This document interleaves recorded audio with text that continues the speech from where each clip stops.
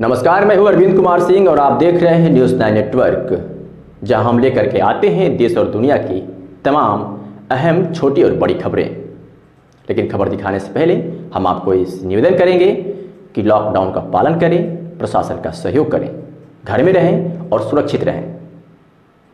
अब एक नज़र खबरों की तरफ।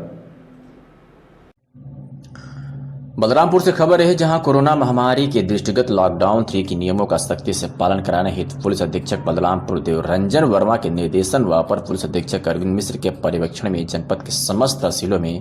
क्षेत्राधिकारी एवं थाना प्रभारियों द्वारा अपने अपने थाना क्षेत्रों में